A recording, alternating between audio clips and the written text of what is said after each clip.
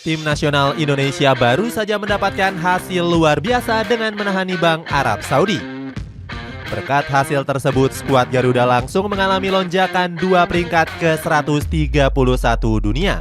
Selain itu, para pemain tim nasional Merah Putih juga mulai diakui oleh pelatih dunia, salah satunya Roberto Mancini.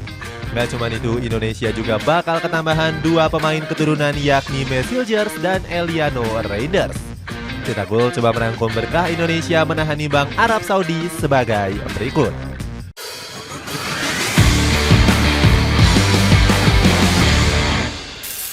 Tiba-tiba disorot dunia.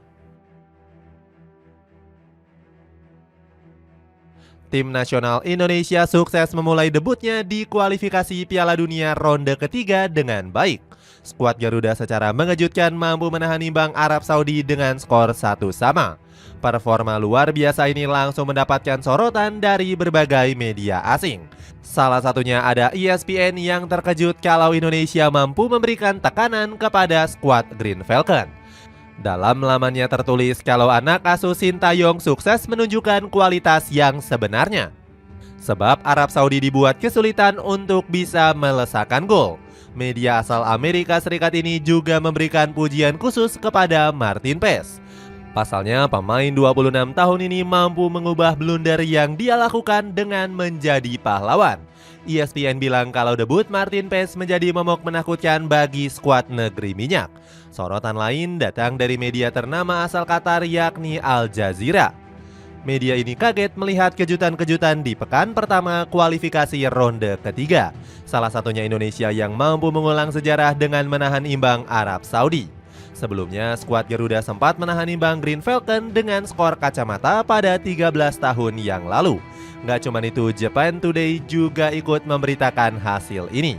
Media asal Jepang ini mengaku senang dengan hasil imbang yang diterima Arab Saudi. Ini akan memudahkan langkah Samurai Biru melenggang ke putaran final Piala Dunia 2026. Peringkat FIFA melonjak.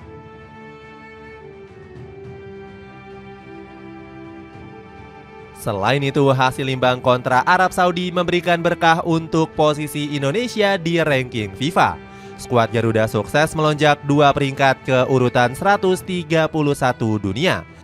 Kenaikan ini terjadi setelah mendapatkan tambahan 6 poin atas hasil imbang. Berkat lonjakan tersebut, Indonesia mampu unggul dari negara-negara lain di Asia Tenggara. Pasalnya, skuad Garuda menjadi negara tercepat yang meraih poin saat berlaga di ronde ketiga. Vietnam sendiri baru bisa meraih poin pada pekan ke-8 pada kualifikasi Piala Dunia 2022. Sementara itu, Thailand baru mampu meraih 1 poin saat menahan imbang Australia pada tahun 2018 yang lalu. Di sisi lain, hasil imbang menjadi petaka tersendiri untuk Arab Saudi. Mereka harus mengalami pengurangan 6 poin dan masih bertengger di posisi 56 dunia. Skuad The Green Falcon gagal menyalip Irak yang berada 1 tingkat di atasnya. Padahal anak asuh Roberto Mancini hanya membutuhkan 2 poin saja untuk bisa menyalip skuad negeri 1001 malam. Bahkan kegagalan Arab Saudi sampai membuat media lokal mereka heran. Media Arab News mengaku kaget dengan hasil buruk yang didapatkan kontra Indonesia. Sebab kedua negara ini punya perbedaan 77 peringkat di ranking FIFA. Pemain Indonesia mulai diakui dunia. Performa tim nasional Indonesia terus mengalami lonjakan, salah satu faktor besarnya berkat proyek naturalisasi PSSI. Hal ini sampai diakui langsung oleh pelatih top dunia yakni Roberto Mancini. Pelatih asal Italia ini memberikan pujiannya kepada para punggawa-punggawa Garuda. Dia menyebut kalau Indonesia beruntung karena punya pemain-pemain yang bermain reguler di Liga Eropa. Sang pelatih mengaku iri karena skuadnya hanya dihuni oleh pemain lokal yang mengisi bangku cadangan. Seperti diketahui, starting lineup pasukan Nusantara memang mayoritas pemain abroad. Hanya Rizky Ridho dan Witan Sulaiman yang merupakan pemain di liga lokal di dalam starting lineup kemarin. Bahkan Indonesia masih punya stok pemain abroad Eropa di bangku cadangan. Pemain-pemain yang dimaksud seperti Marcelino Ferdinand dan Shane Patinama. Kondisi ini berbanding terbalik dengan skuad yang diturunkan oleh Mancini.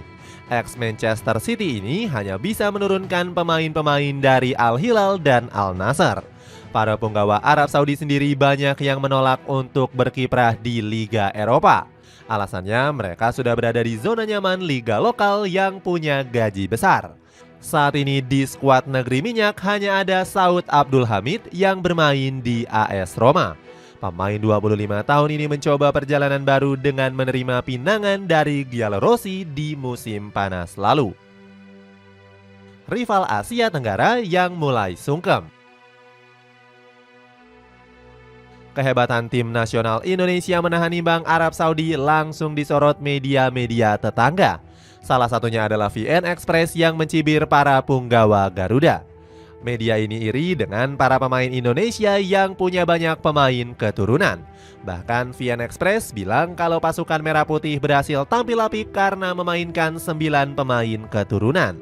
Selain itu, tim nasional Indonesia juga mendapatkan sanjungan dari media asal Malaysia. OneFootball.my terkejut dengan kehebatan para punggawa skuad Garuda di ronde ketiga.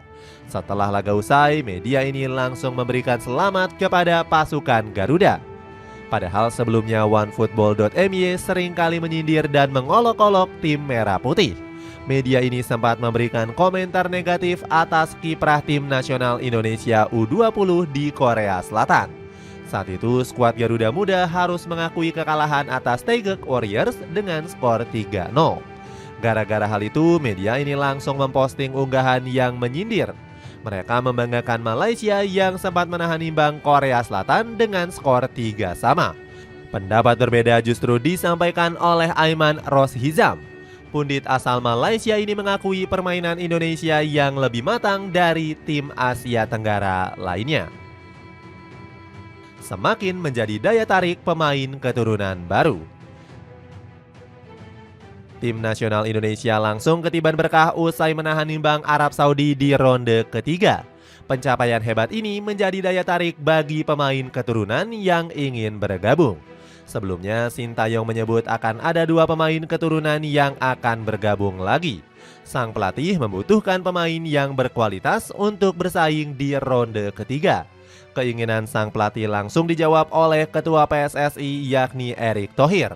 Melalui Instagram pribadinya, Pak Erick memberikan kabar bahagia untuk Kocin dan penggemar Indonesia. Dirinya memposting 2 pemain keturunan anyar yang akan dinaturalisasi.